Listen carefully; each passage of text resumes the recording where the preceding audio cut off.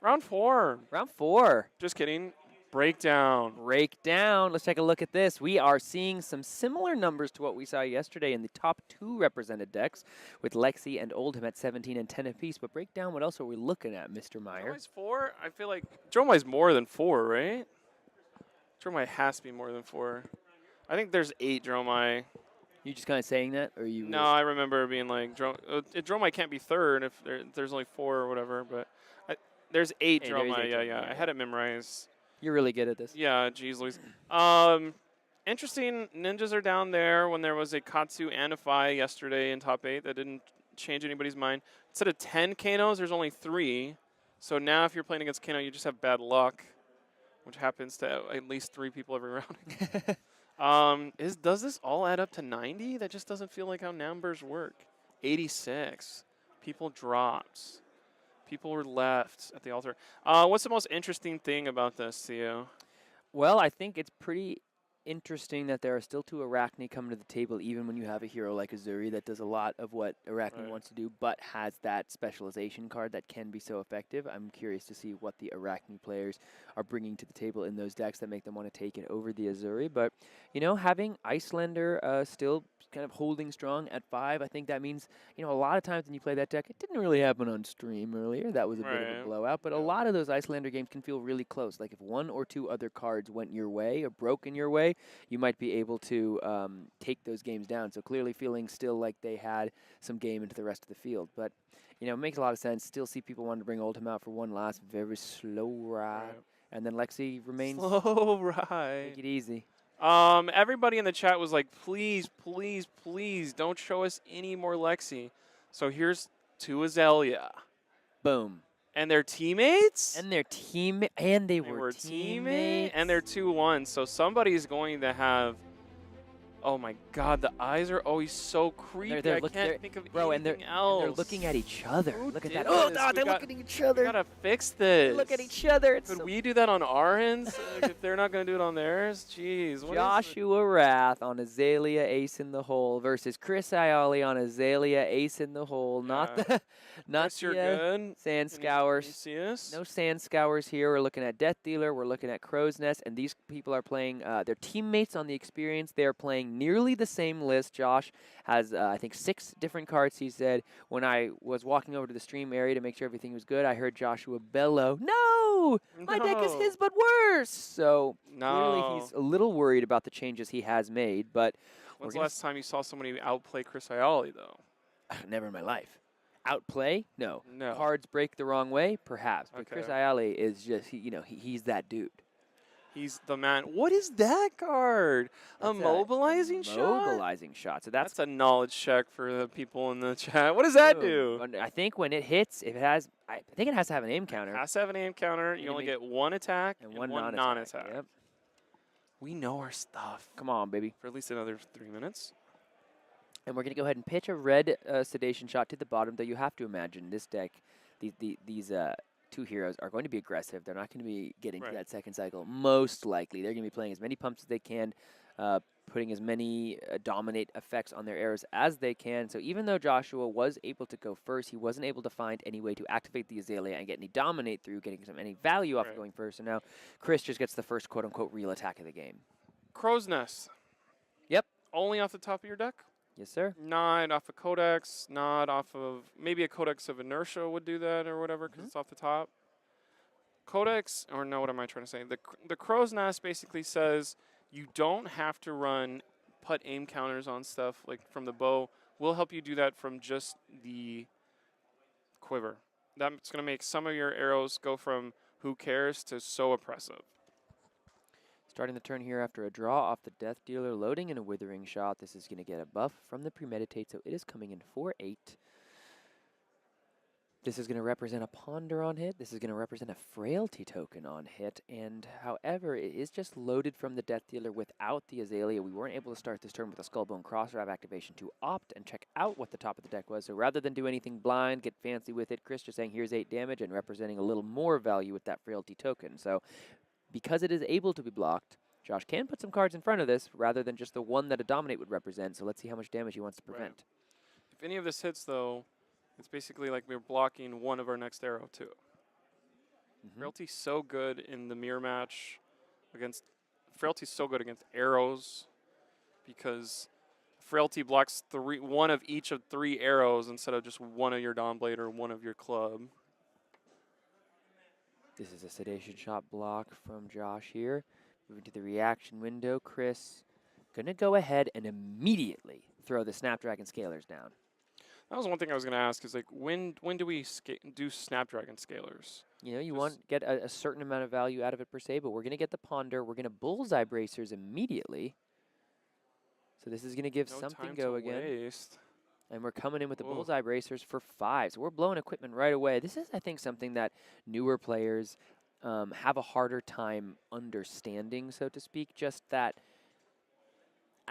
it's not, you know, I'm not advocating to just like block with equipment like super early if it doesn't matter, but I think utilizing your equipment earlier in the game than sometimes might feel good, like in your soul, in your heart. Sometimes it just is correct. And Chris Iaali here showing that, you know, I guess I can't call it objectively correct, but showing the propensity to blow some equipment early in the game, just because the opponent is at 40, we've now gotten 5 damage through, and we're going to play out the Codex of Frailty that was in the hand.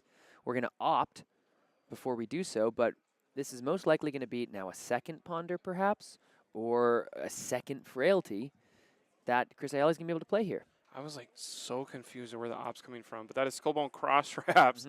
I was like, what card just gave him opt? Skullbone Cross Wraps is usually basically filtering to have your best arrow on top. But we don't care about having our best arrow on top because we can just go grab another arrow from our graveyard right now. So let's think about exactly how much damage and how much value these 2 pieces of equipment got him. We got an extra 9 damage through 5 plus 4 from the cards loaded and played with the Bolt and Shot and the Codex of Frailty. That's 9. We got an additional Frailty token down and an additional Ponder. We really only need the 1, but still, that Frailty is now another multiple points of value on the next turn. So that's 9 plus from your 2 pieces of equipment. That's kind of what you want, right? I mean, that's a good value from those pieces of equipment. Just because the opponent's at 40, we've now put him to 26. And these guys were like, in our testing, this never happened this bad ever. Why is it happening now? They were laughing at each other. No, we've turned off the potential for just random go again later in the game, but we're now starting the game for Chris Iaali here with an arsenal with the opponent at 26 and down a card. So Josh is going to try to begin his clapback by playing the Lace with Bloodrot before just firing that infecting shot for 8, representing 2 separate instances of Bloodrot Pox on hit. Jeez Louise. It's only That's for 6. A blue one. Yeah, it's a blue. 5 plus 3. Yeah. Or 3 plus 3. Well, that's what you were trying to say, yeah. Yeah, Snapdragon Scaler is going to go ahead now and come in the Bloodrot because we're getting 2 Bloodrots, though. So I can do Codex 2, take that. So this is going to be, you know, if you're Josh here, you're clapping back with... No, the reason why it's 6 is because of the double Frailty. Okay. We said it, but we forgot it ourselves. Yep. This is why, like, when you're in tournament mode, it is kind of like half the battle is just remembering everything you're doing and not being like, whoops, I forgot this. Can I go back real quick? And then your opponent's like, no, dude, like, you're toast. Yeah, and look at this, too. I mean, the Codex of Frailty is such a powerful card, but with the 2 Frailties, we're getting 4 value out of those Frailties. We're -2 and -2 on this turn. That's just crazy. Right. But this could be a 3rd Bloodrot Pox coming at him, which would be pretty nice, except are we pondering? This is turnover. This is just going to be... Skullbone Cross, representing a very similar turn, honestly, from Josh that we just saw from Chris. No, we utilizing are the Snapdragon Scalers in order to make sure. Now, but because of the Frailty, this is just been coming in for 3. So this is an easy 1-card block if Chris Iaali wants to stop an additional, basically, 5 damage. 3 Bloodrot Pox? I have not seen that in a while. I've never seen 3, I don't think. Yeah, that's crazy. I've seen 2 before, but I've never seen 3. So we'll see if Chris wants to, you know, give the camera a little exciting show. I did it. Dude, Azalea is looking weird on the whole thing the whole time. Don't look at that under their health. It's so Josh having a pretty significant clapback of his own, representing a Frailty that Chris is going to have to contend with, as well as those 2 Bloodrot Pox tokens that are going to bring him down to 30, you have to imagine. But those 2 Frailty tokens, really, it was the second Frailty that turned the Bloodrot arrow, the infecting shot, into just a simple little 3 block. I think that is a critical Crazy, point. yeah. Yeah, because you turned that from an arrow that represented 7 damage total to representing 5 and was able to be blocked by a single card.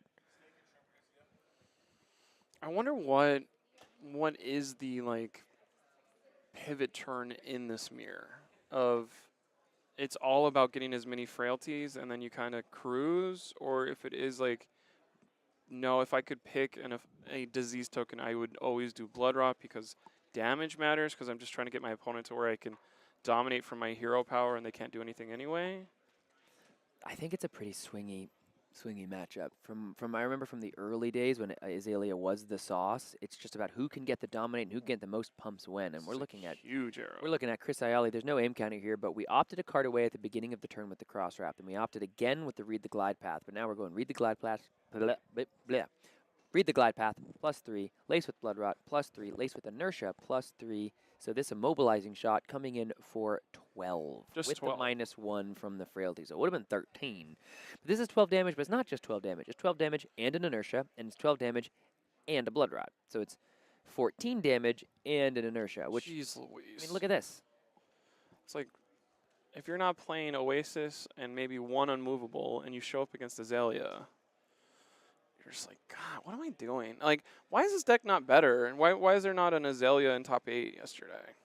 You know, I think it does have a tough Just time in hold 'em? Dromai. It's Oh, people are saying okay. people are saying Sandscour, Dreadbore. These are the cards that turn this deck into a very good matchup. Maybe not very good, but quite more effective into Oldhim than people necessarily gave it credit for initially. But Dromai does still exist as a way if you have trouble clearing those dragons. Like, you have to really run hot with your red and the ledgers and your dominates to get through the Dromai's defenses. So I think that is one of the decks kind of holding Azalea back at the moment. Perhaps Azuri also out there to do well with all of her defense reactions and the disruption. But yeah, that would be a okay. I can use my frailty traps that I'm putting in here and like get these into Arsenal. Hope my opponent doesn't have you can't use the defense reaction from Arsenal to block this. The remorseless, get that out of here. No remorseless. Fingers crossed. we opted to start the turn on Joshua's side, revealing an infecting shot, putting the card to the bottom here. Josh at 17 to Chris Iaali's 30. Only 15 minutes have elapsed so far in this game, but we have seen massive life swings so far. So we needed to get some Azalea on the stream. We needed to, diversify the hero pool. However, Chris Iaali hasn't been here yet. we haven't even had the man himself, world's runner-up Chris Iaali. But this is gonna be fast and furious. There isn't gonna be a whole lot of blocking done. It's gonna be who can find the most powerful damaging arrows and when. Do you think if Joshua Rathe won the world championship, he'd change his last name? To what? Joshua Rathe? Yes. Yes, I do. That'd be sick. That would be sick. Is that a poison the tip? Is that the name of that card? Poison the tip twice. What does poison the tip do, dude? If this... Is this the one where if it hits, they discard a card? I thought... Oh, but that is poison the tips, but I don't think that's what that is, because I think poison the tips has like yellow art, right? Oh, this is Sliver the tip? Sliver, yeah. Silver the tip. Silver the tip? Trying to kill werewolves? Yeah. Looks like it's mostly just damage and a blood rot token. What is Silas? Yes. What is Sliver the tip? Dude? Silver the tip is like, it's not the blessing. I think it's something where you can put an aim counter on without using your bow, your Sandscour bow, or your crow's nest. Heard. So that's how So that aim that counter. does help in certain turns. So Chris Iaali is gonna Death Dealer. Let's put a card in our arsenal that's got to be an arrow. Draw a card. This is how we go again as Azalea, as the Bolton shot. need to make sure we can find a way to give this plus any degree of power here, but I'm seeing a Deadeye, and I'm seeing a read the glide path, so this Bolton shot is going to be able to represent some go again. Now, the question is, how much damage do you want to stack on this first Bolton shot, knowing that there's a second Bolton shot in the hand coming up? We're going to start with a read the glide path, opting one. Let's put that down. Let's flip our cards a number of times, back and forth. Look at the card again. Bolton shot would go again, and then could put the other Bolton shot in there, so that's like representing 6. And then, no, so let's 7. That could be another 4, so it is kind of like And if you're wanting to get the reload, do you want to stack it all on the first Right. bolt and shot, making it harder to block so that the reload is more likely to come through? We do have a Bloodrot Pox on Chris Iaali's side of the field, so he is basically at 16 to Joshua Rath's 15. We are going to put both of the buffs on the first arrow to make it as challenging to block as possible so that that reload is active. However, this for this turn is just going to be vanilla damage. What you see is what you're going to get. There isn't going to be any pondering or frailtying or inertiaing, so we're starting off with 10. It'll be an additional 4, so we're representing 1 off of lethal here for Chris Iaali, and we've still only seen... There hasn't been a single dominate I was going to say, hero power. we haven't even seen, actually, an Azalea activation yet. This has just been pump, pump, pass. I think it's race to the bottom of, like, Yeah. how quick can I get my opponent to probably 6 or 7, and then I can shoot a dominate arrow for 10 plus and win the game. You've heard of puff, puff, pass. Oh, This is pump, pump, pass. I'm going to puff, pass later. Yeah, like, sheesh. I feel like, did we all get food poisoning? I don't know what happened. I think one time I went to an emergency room with a friend. They had E. coli. I was Oh my God. I don't want this to be E. coli. That would ruin top 8. Yeah. Blocking for, No. I think that should be 5, 3, and then 2. So yeah, we're going to take 5 here from this first arrow. We're going to Skullbone Crosswrap off the reload, see if we want to Azalea in this top card, or at least just get rid of it so we don't draw it. Bullet shot here representing 4 damage, but if you keep it in the arsenal and you decide to end the turn here, you now have a way to continue to have a bigger turn next turn. Are you afraid of what Joshua Rath can do off of 2 cards in his tunic? Now the tunic could activate the Death Dealer, could draw him a second card if he loads an arrow, but we are just going to send that 4 damage and say, hey, if you want to keep those cards, I need you to go to 7 because it is just going to be the yellow, so coming in for 3. Take 2 from Bloodrot. Going down to 16 will Chris Iaali be to Joshua Rath's 7. Tunic's going to go to 3. We need a significant turn from Josh here, Something or it's like going to be gross. A red in the ledger, perhaps. We're going to take aim. So we're going to reload, and then we're going to Skullbone Crosswrap, revealing a red sedation shot. We do have a tunic, so any 1 cost on the top can be Azalea'd in, which is going to be the first Azalea activation of the game, flipping over the red in the ledger. So this is what we were talking about. You need to find one of these if you're going to climb back in this game. Using the tunic, this is going to be for 8. This is not going to be able to be blocked all the way because we don't have any defense reactions in the arsenal here. So Chris Iaali is going to have one thing he can do on his turn, including activate the Death Dealer. So by not having the bolt and shot there, this is going to be tough for Chris Iaali to come back from on his next turn. And then if Joshua Rath is able to kind of clear a window for himself, will this be the way he gets back in the game? And I think this is where you're like, oh, I'm used to doing this to other people. It kind of sucks when it can happen to me, too. Oh, yeah. Look, they're having a laugh about it. They're like, hey, I knew how this had to happen, and here it is, Chief. Yeah, like, oh, wow, your best arrow was on top? That's crazy. Like, tell me another good one. We can only block 3, baby. This is a dominated arrow. We're taking 5, and we're not probably doing freaking anything on our own turn. Right. Red in the ledger, just a crazy effect that because the rest of the card pool hasn't been there to support it, hasn't been a, too oppressive. Yeah, if you're exactly, not a ninja. exactly. Yeah. But now with the changes from this outsider set, Azalea able to utilize simply two of the most powerful cards in the game, Death Dealer and Red in the Ledger. Because Red in the Ledger stops Death Dealer. Yeah, it stops everything. So Oh, crap. yeah, because Chris Iaali is just having to pass because he just has to arsenal The and other pass. bow, It's an strike instant. twice is instant. Yeah. That's crazy. Yeah, so we're loading a Remorseless. We're pitching a red, so we're needing some more gas to happen here. We don't currently have any way to opt, but this Remorseless is representing a lot of damage. Here's 3, Seek here's destroy. 6, here's 5, here's 11. So this is a lethal attack, and then any action cards that are played on Chris Iaali's next turn are going to represent another point of damage loss. So I wouldn't be surprised to see him block with at least 1 to 2 cards here. I mean, he's going to block with something. It's either a piece of equipment or it's cards, and I wouldn't be surprised to see 1 or 2 cards come down, knowing how much damage the Remorseless could end up being. If you just take 8 damage and then play 2 or 3 cards, you die to the Remorseless triggers. Right. Inertia's not fun either for Rangers. Nope. Inertia's maybe not fun for anyone. I feel like that's like the hidden best disease token is like, who cares about 2 damage sometimes? Frailty's really good against certain people, but overall, like, a lot of people use their arsenal cards to use a combo in the future. And if you could just say, no, not this time, sorry, have a couple bad turns in a row, I think that's just so strong indirectly, probably. What are we going to do, Chris? Block everything. He can't have it 3 turns in a row. If you block everything, would you give Joshua the kind of onus to be able to just do it again? No. Do you give him the power to just have another full hand and actually maybe find a dominate on this turn? You have the ability to block with multiple cards on this turn if you're Chris Iaali, so do you want to take that opportunity in case later in the game that agency is taken from you by virtue of that hero ability? What do you think about people that are sleeving up their decks in other hero card sleeves? It's what I do, actually. Interesting. I play Fi in Ultim sleeves. On purpose? Yeah. I thought when I was first playing that deck, I thought it was funny. So we're blocking 9 cards. We're blocking 9 here. 2. We're only taking 2 because that Remorseless trigger is a really threatening thing. Perhaps there's something like a Codex, but we're for sure going to be opting with the Skullbone Crosswrap because it's only action cards played from hand with the Remorseless. So blocking 9, only taking 2. We're going to start with the Skullbone Crosswrap. Let's see what we find. We've got a Bolton Shot in the arsenal. Not looking good. He's going to go ahead and leave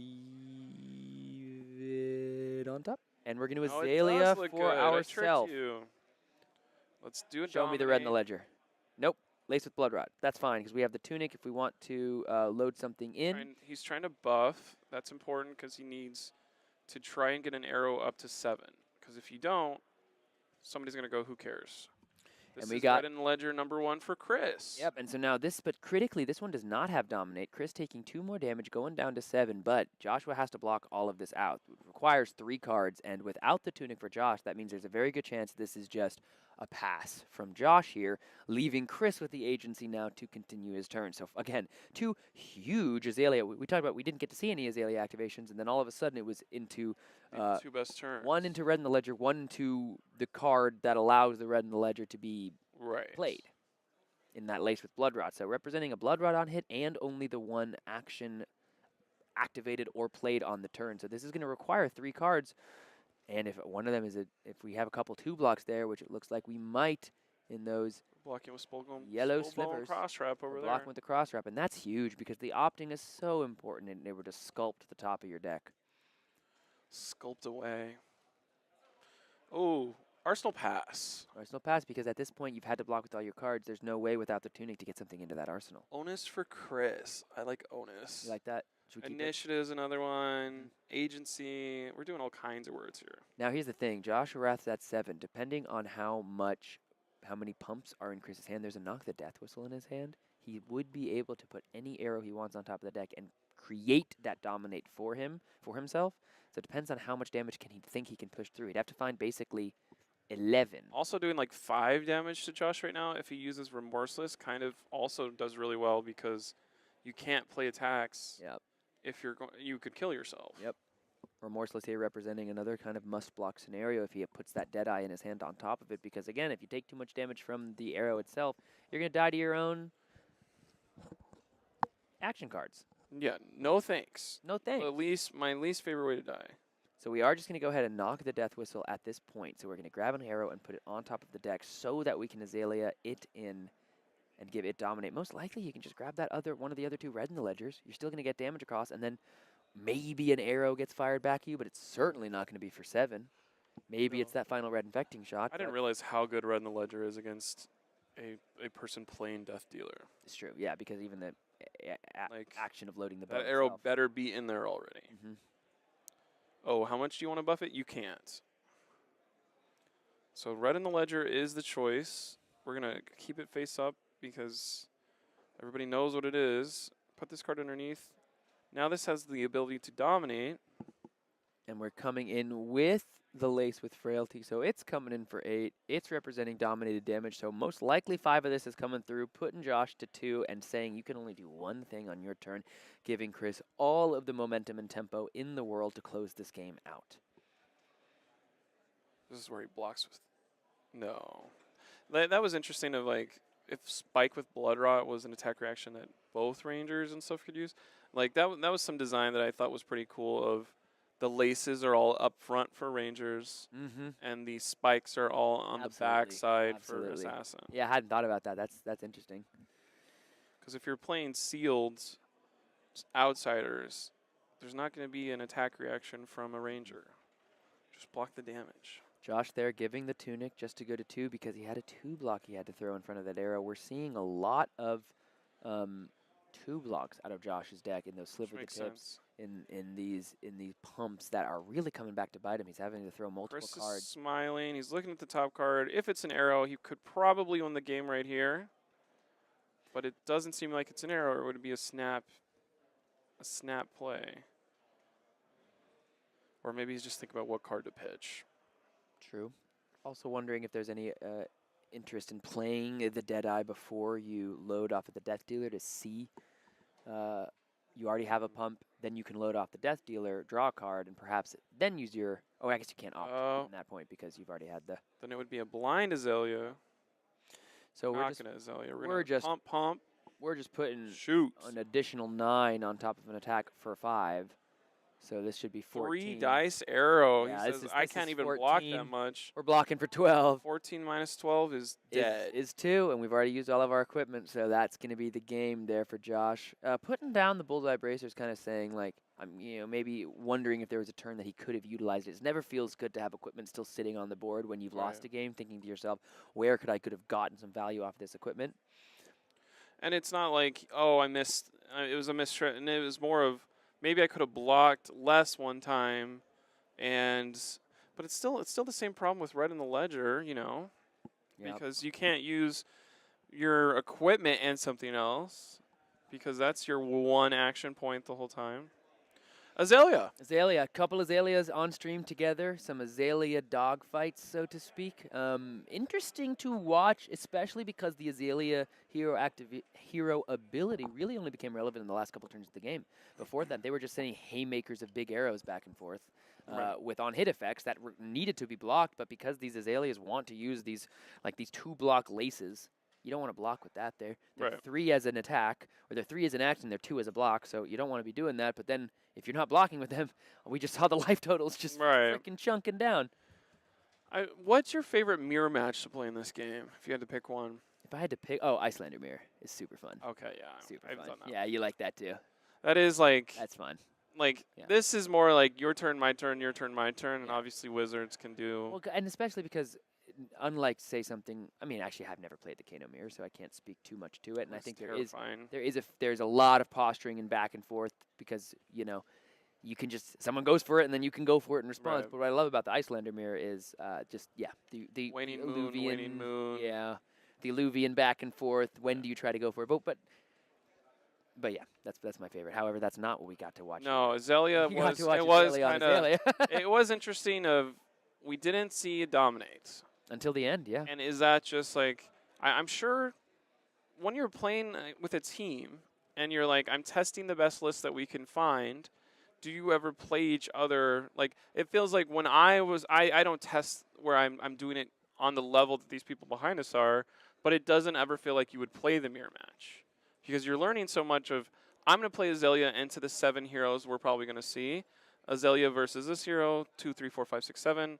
I got good at playing Azalea. Do you have 2 Azalea decks that are built where you go, now let's try the mirror, or you're not expecting the people behind us to have the same list you have, so what's the point of playing the mirror? Yeah, especially in a field like this where there are so few, how much respect do you give to something like the mirror match when it's a little more, at this point, of a niche pick? Azalea started off as the boogeyman of this format, but...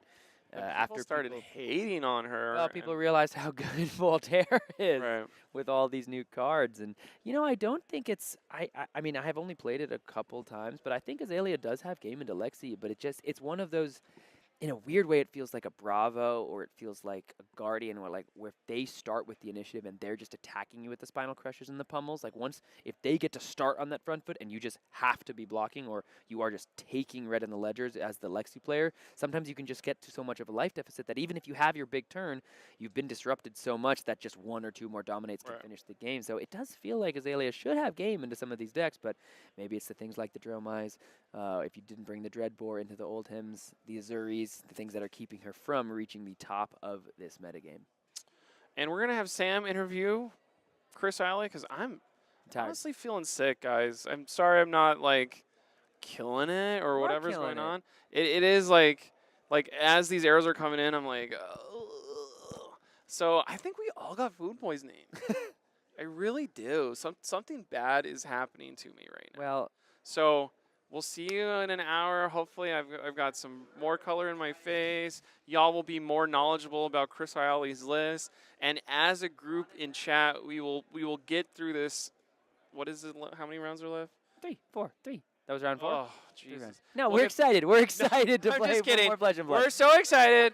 There's going to be 2 more rounds. Actually, when I do that, Feels oh my goodness. It does feel Actually, okay, I'm going to go. good. We'll see you soon. We're back in like 2 minutes. We will with an not interview. tell you about my health anymore. We promise we're going to go figure this out. Welcome back, everybody, to Los Angeles here at the PTI Gold Foil AGE Open event. I'm here with hometown hero, world's runner-up, Chris Iaali. You're the hometown hero. You can own it. All right, all right. We love you. Take it. How you doing, man? Appreciate it. Good. Congratulations on the win. Good. Yeah, thank you. Tell me a little bit about the game. Tell me a little about the deck. Yeah, I mean, I played Azalea yesterday, and played it at a couple RTNs, and I think she's pretty strong. I like her into Lexi, and I think that some of the guys have figured out the Oldham matchup with using like the Sand Scour tech with New Horizon and Dreadbore. Mm-hmm. It's actually pretty good. Do you have that in the list as well? Yeah, I'm playing Dreadbore and New Horizon versus Oldham. Wow. So- Whoa. New Horizon and Skullbone Cross Wrap. Or yeah, so you That's switch, crazy. play Cross Wrap with Death Dealer. Yeah, yeah. and yeah. That's sick. I thought there might need to be more like specialization of aim counters towards the Scan Scour, but you're really just playing it for the, because you're not playing Scan Scour, you're just Yeah, playing Dreadbore. Yeah, well, no, I have Death Dealer for when I'm playing Cross Trap. And Okay. so I think you just get like more value. You For always sure. guaranteed the card out of Yeah. it, and you can go taller. But versus Oldham, you just want to prevent them from playing the D-reacts from their hand. And so, and in order to do that, to make up for the card advantage, we try to play 6-card hands with New Horizon. So we Cool. get like the second arsenal. Okay, so it's Dreadbore, New Horizon, not Sand Scour. Yeah. Okay. Because there are the Sand Scour lists using New Horizon these days, but Right. those are really aim counter Yeah, centric. we stole that idea from the Sand Scour deck. Yeah, totally. No, that's super cool. So we've got both of them in this list. So feels like this game was in some ways a little self-explanatory, but just in case there's any insight you want to provide before, because I do want to talk about the deck into the field and why you brought it. But we did just watch this mirror match. Walk us through your perspective of the game. What went right? How'd you get there? How'd you get there?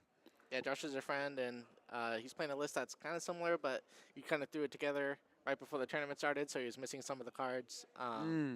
But so Is that where the sliver the it's a tips little come from? bit- It's a little point the tip. Wait, is that what it is? Yeah. Okay. No, I love that card. Really? So what? Yeah, I was playing it yesterday. I decided to. It cost me 1 game yesterday, so I decided today we're gonna play something more traditional. But yeah, no, that card is very cool. It's a 0 for 4 when it lines up right. The aim and- counter? Yeah, and like when you're focusing on more mobilizing shots and stuff. Then, Sure. just a little bit more aim counters matter. Yeah, because when you're already running all of those withering shots and immobilizing shots and Yeah. whatever, the infecting shots, like sure, we'll take the extra random aim counter. And so yeah, like started off both of us weren't really interested in blocking. I had to like pop all my equipment pretty early to make the most out of my 4-card hand. Which is cool. And but then in the end, like once we started finding our red in the ledgers, then it became a little like awkward. He's And got it. yeah, Yeah, I think I got it. Yeah. I felt really good at the beginning, and then at one point I thought maybe I was gonna lose, and then when he blind flipped the red in the ledger, or like when he opted and found the red in the Yep. ledger, it was pretty scary. Right on top. Yeah. But yeah, I mean, in the end, it's just whoever maintains the tempo. Yeah, definitely. And you were able to kind of find it there at the end. You had your own red in the ledger. It just didn't get to be dominated at first, but Yeah. still had to be blocked. Right, exactly. Still had to be blocked. Exactly. So, looking ahead, I guess, at the rest of the tournament, looking back at the tournament yesterday, we were talking about, because I was saying it feels like Azalea into Lexi, in a funny way, it can be like the Guardian players into 5 when I was kind of first playing more competitively, where if the Guardian players with the disruption gets to kind of start on the front foot and start with those disruptive effects, you can keep them from their, once the big crazy turn happens, you've already gotten ahead in enough value. What do you like about the deck into this field? What feels good, and what are you trying to avoid? Yeah, I think I am trying to avoid Dromai. I think that's the matchup I conceded the most with this build. I think we have a good plan into Lexi. We have a good plan into Oldham. Besides that, I think I think Bravo is probably a little bit tougher than Oldhim. Like they're gonna have um, more aggressive turns more consistently, and so. But yeah, I mean, if I could face Lexi and Oldhim for the rest of the tournament, I'd be pretty happy. Feel good about it? There's a good number of ninjas in SoCal, I think, and wizards. I think Azalea does fine into those. Yeah. But yeah, we'll see. Yeah, so Dromai, the third most represented deck today. There are 8 floating around out there. All right, I did So- face one earlier, and I got a little lucky. You got it? Yeah. Okay. Okay. Yeah, we've got a Dromai versus Iaali game actually coming up next on our channel. I won't spoil it, but it was a good game. It was a good game. It was a good game, I'll tell you that. Interesting. Okay, cool. So what is your for the people at home, because this is, we can talk about the Oldhim, but the Oldhim, if it comes up, it comes up. Dreadbore, stopping the defense reactions, right? That's the main part of the tech there. Is it really just knock the death whistle, find your red in the ledgers, and immobilizing shots? Do you feel like is immobilizing the shot that kind of takes it to the next level against Lexi? Against Lexi? Yeah. So yeah, Lace with Frailty is like all the Frailty tokens. Yep. Like the Frailty tokens hurt them more when they're trying to attack multiple times a turn versus like Azalea when they go tall. And so you have Withering Shot to give Frailty, you have Lace with Frailty, and then obviously the Codex too. Everything is just like, and stopping their go again. There's a lot of good tech against Lexi in the deck. Sure. So looking ahead now, we've got the rest of this tournament upcoming, but after this tournament, it's the Wild West out there. We got a whole new set coming. We got somehow Briar sticking around, but we got the granddaddy of boring, which I see you on Twitter, like not falling for it. Everybody's out there like, Chris, play Oldhim. Your Oldhim AD is incredible, and you're like, no, that is boring to me. And I'm like, my king. Never played Oldhim. I don't know. Yeah, I know. I know. In a funny way, actually, if I'm like super honest with myself, I think if I had just like done it earlier, if I just started playing Oldhim for whatever reason when I kind of first started, I probably would have really liked it. But I never did, so now I'm like, I don't like it, it's boring. But looking ahead into Dusk Till Dawn, what is exciting to you? What's getting the wheels turning? I know we still haven't seen a lot of the spoilers are forthcoming. We're about to start seeing as those floodgates open. But what are you thinking about in that cute little head of yours? Yeah, I think like most people You said, a lot of people, I think, started in Monarch, and I'm no exception. I started in Sure. Monarch too, and so my first hero was Chain. I played Prism a little bit too, so I'm really excited to see like these talents come back and see what impact they'll have on Classic Constructed. From what we've seen so far, it doesn't look too strong, but hopefully things will click with spoiler season next week. Are you going to give it a try regardless of the strength because of the nostalgia? Or are you I going to? mean, we're gonna test everything for Yeah, nationals for sure. But yeah, if things stay this, if like nothing changes too drastically, I think Azalea being able to not have to worry too much about the Oldhim matchup, like with Oldhim leaving, I think Azalea and Dorinthia will probably be some of the stronger picks. That's what I'm looking forward to, because I think there'll be some warrior support. Sure. I think her Unity specialization is pretty good, especially if Prism's going to be popular. So, yeah, we'll see. So you feel like even with Oldhim leaving, you're not worried about a good matchup for Azalea leaving. You think that the decks that come up after Oldhim leaves are also good for Azalea? Yeah, I could see that. I think it's just that when you're preparing for a tournament, you have to dedicate so much sideboard space to the Oldhim matchup. That's very Like, true. If I get to remove two, Yeah. I get to remove 2 equipment, and then like the release attentions, all this Interesting. Yeah. anti-Oldhim cards, it just lets you tech for other matchups more freely. Where since Oldhim is so popular, you have to just dedicate so much space to it. So. Yeah. That makes a lot of sense. I mean, Oldhim is a deck, as Nick Butcher put it on the podcast the other, on Arsenal Pass. He was like, "I'm not just trying to beat you. You have to know how you're gonna beat me as Exactly, Oldhim." And yeah. like, so you're at, when you're prepping for these big tournaments, you have to devote all that sideboard space. That's very interesting. So now, final question, because I'll let you get a little break before we move into the next round. But you said we're gonna test everything for nationals, right? And your team, the experience, quietly. One of the top teams in Flesh and Blood. We got the world's runner-up right here. We got the runner-up of the battle-hardened and Anthony Pham yesterday. Because the events are not, I think you bubbled at like 9th or 16th for the calling in Indianapolis. You were right there right up until the end. So you guys have such a powerful team. With the, density of the events on the East Coast, we see a lot more spotlight on some of these Eastern Coast teams that can play in a lot more of these battle hardens. But what do you think? Like, what do you like about being on the experience, being kind of in a leadership role in the experience? What do you like? Talk to me a little bit about what it's like being on the team and how you like to kind of prepare and move forward as a unit through all these events. Yeah. Well, first off, everyone's just like an amazing player on the team, And Evan. His game was insane on stream. I'll He have to watch it. destroyed Alex. Just Really? rolled him. No, yeah, everyone is great, Yeah. and yeah, I think we're all really excited for a national season. I think after Anthony got his BTI yesterday, I think everyone on the team is qualified. That's again, awesome. So, That's yeah, crazy. it's honestly That's pretty cool. yeah, and it's honestly a little tough, like trying to maintain that leadership role, trying to like get a schedule for everyone to like practice drafts, and then once after spoiler season starts, we'll start looking towards Classic Constructed. But it's a little difficult, but we manage, and a lot of us like the same things, but we have our own little cliques in the team also. Sure. Do you like delegate any of those responsibilities, or is it really kind of like, hey, if I don't do it, nobody else will? So no, we split it up Yeah. a good bit. And like when it comes to Classic Constructed, we'll split up into like groups that are working on like 1 or 2 decks, and then during our like team meetings and stuff, we'll talk about what we've discovered or what we learned and stuff. Yeah, so. well, and it makes it easy in something like this, in a game like Flesh and Blood, where it's really, you guys are competing at a high enough level that there is real value to be gained from these tournaments. You can get really cool prizes, you can get great monetary rewards, and everybody's here for the freaking love of it, right? So Yeah. people are going to want to be like, putting in some legwork, making the scheduling happen. So it's, it's not just necessarily like, oh, I just got to go to work. Yeah, no, definitely. Yeah, we all just hang out on Discord and have a good time. Yeah, like it's 5 awesome. days a week. An so. excuse to just like have good friends Yeah. as fucking nerdy and just like locked in. So it's Definitely. awesome. Well, thank you for chatting, man. All right, appreciate it, Sam. Yeah, congratulations again on the win. We will be seeing, hopefully more of Chris Iaali throughout the tournament. We'll see if we can get him into the top 8. That's kind of depending on you. Doesn't really depend on us.